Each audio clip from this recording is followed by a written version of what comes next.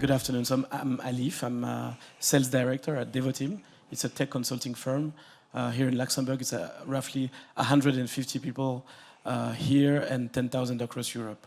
So we're a major Microsoft partner here, partner of the year. So very busy migrating our customers to the cloud, training them. So this is a topic that is very close to our heart. Okay. The world has dramatically changed over the past few years, especially since the onset of the pandemic. This has required financial services to respond with agility. Based on your own experience and the client you work with from the financial industry, should they go for upskilling or hiring next generation talent? Is it better to focus on upskilling or to unlock budgets to hire more people that have these specific skills? I think everyone is impacted, not only in the financial services industry, it's all of us. So I'm going to speak from a tech perspective, but I think we can apply to everyone. According to the BCG Skill Disruption Index, jobs are changing. I mean, we do not realize how profoundly and how rapidly jobs are evolving. It's quite mind-blowing.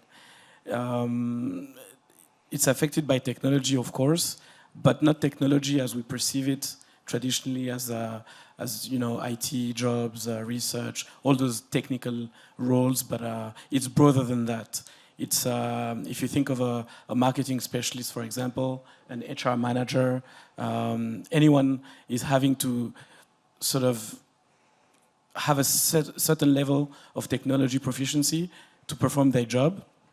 I'm thinking of conducting data analysis, doing digital marketing. You must harness the technology at some level. If you think of visual communications, we all have to use tools such as Microsoft Power BI, Tableau, or even Google Analytics, Adobe Analytics. These are skills that are in high demand. If you think of social media, employers are seeking people that have experience with LinkedIn, with Facebook, with Twitter. So again, in high demand. So to come back to your question about hiring, I really think it's both. So going after the next generation digital talents, of course, but there is shortage, scarcity. We will not find enough. So we will need to reskill our people, upskill them. So in terms of strategy, it's both directions, I would say.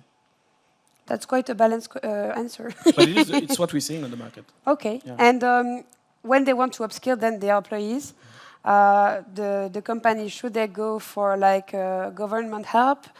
Should they go to a school, education, specific program of education?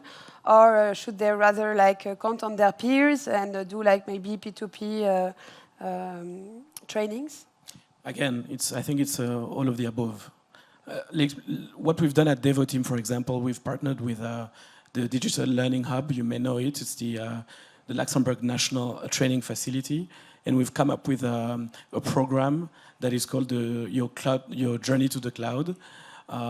In partnership with them, it's about teaching our students about cloud computing, explaining the major actors that I mentioned earlier, Microsoft, Google, Amazon Web Services.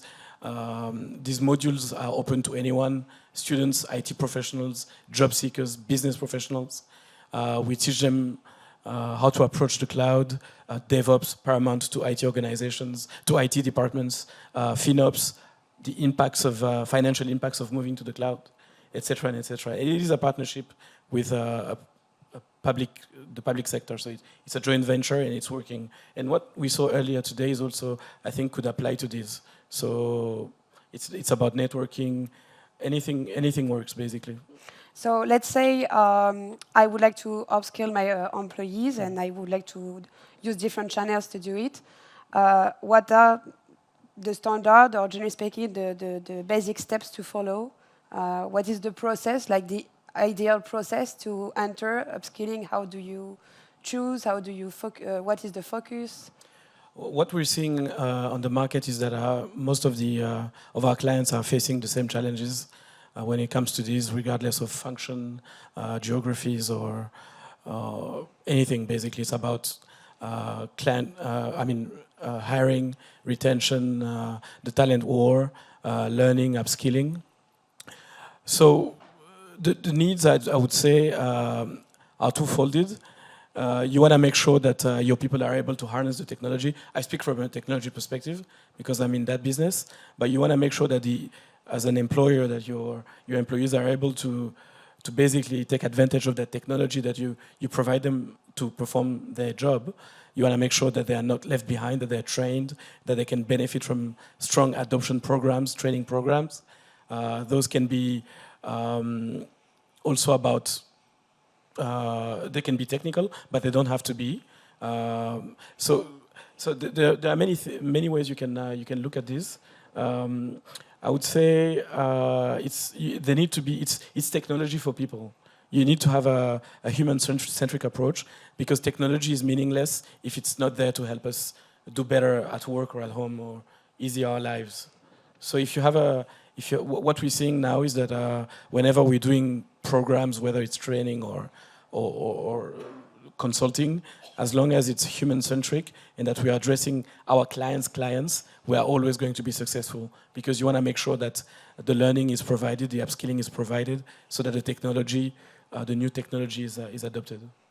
You mentioned when you were answering that you talk about the digital learning hub, and we just heard a speech about the newly created L22 Luxembourg L22 Business School.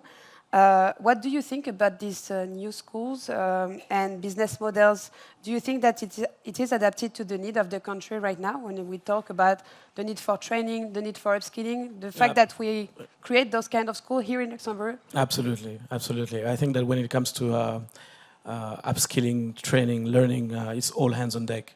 I think we should all work together, whether it's the private sector, public sector, joint ventures. There's too much at stake not to work with one another. So yes, I'm in favor of those.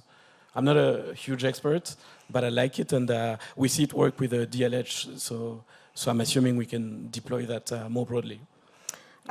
When I recruit speakers for conferences, I talk with a lot of people. They come from Luxembourg, they come from abroad. A lot of them came to Luxembourg, and something that is always rising up is they always say something like, so first I came to Luxembourg to work. I wanted to stay 2-3 years, but it has been 20 years that I'm here. I don't know if it's the case of someone here in the room, but... Not 20. But.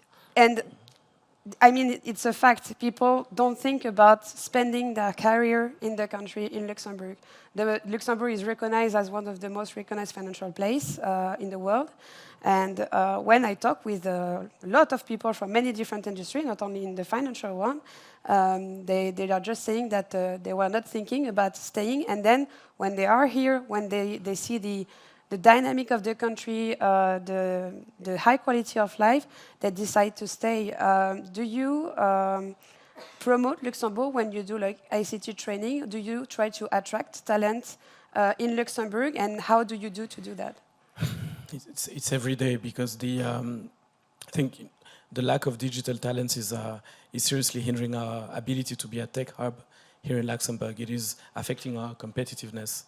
So, especially in our technology jobs, where we do hire people from abroad, the government is very good at allowing us to, providing us with the ability to apply for work permits, and they're very good at providing them when the applications are successful. So yeah, we do a lot of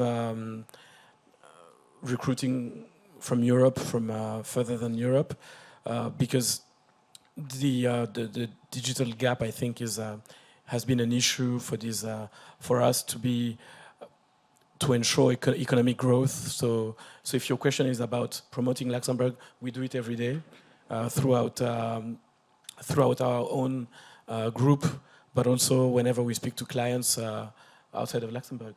Okay. You know, here in Luxembourg, Devoteam has a strong expertise when it comes to Microsoft Azure cloud computing, the Microsoft workplace solutions such as Microsoft 365. So we do conduct projects for our colleagues from here, Denmark, in Belgium, so they can see that there's, although we might be a small country, they can see that we have high expertise.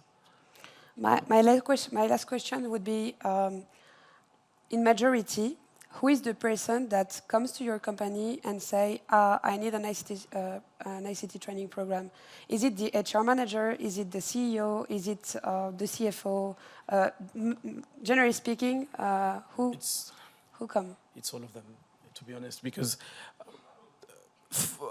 our clients, when it comes to our training businesses, it's the whole of Luxembourg. I think we have the biggest private tech training facility in Luxembourg, out of Windhof, if you might know Windhof. Most of our clients are across all sectors. You mean the ones that approach us for training? Yes. When it's not HR departments, because it depends on the customers and how organized they are. I would say it's most of the time either the managers, so the resource managers, or the HR departments. And what is the cause? The HR manager, they come to you to train their employees. Yes. Is it that they say, I want to drive performance, I want to upskill my employee because I want maybe to gain in employees' engagement, they ask for training, so we are just answering them? Or is it for the benefit of the company? What is the main reasons? In our business, the speed of the digital is exponential. So when it comes to learning, it's really the speed is quite amazing. So companies want to make sure they're not left out, that they can keep up with the speed of the digital. So it's usually because they have upcoming projects that they will need to upskill for. There's also the need to basically ensure that knowledge management remains in-house. So you don't want to rely too much on also external actors. Mm-hmm. So you want to make sure that your people are able to perform their jobs, basically. So sometimes it's about survival. And so, given the digitalization and the fast pace, what is the top 3 technology they want to be trained for? Is it blockchain? Is it Web3? What is the 3 main There's a lot of talk about blockchain. We've had some success with the Artificial Intelligence Academy that we launched 4 years ago, which was also a joint venture with the government, by the way. Trainings are soft skills, because we also have soft skills program, leadership, as you were mentioning earlier, communications, management. So we find that those are more successful nowadays. Traditionally, there have been hard skills, technical trainings for IT admins, for developers, for project managers. So we've been known since 1997 in this country to provide technical training, but we're broadening our catalog to more business-oriented trainings, and also we want to make sure that we are also able to speak to the C-level. So we have adoption programs that are aimed at them to ensure that the change is also driven from top to bottom. Yeah. Thank you so much, Alif. Oh, thank you. I think it concludes the session. Thank you. This has been fun. Thank you very much.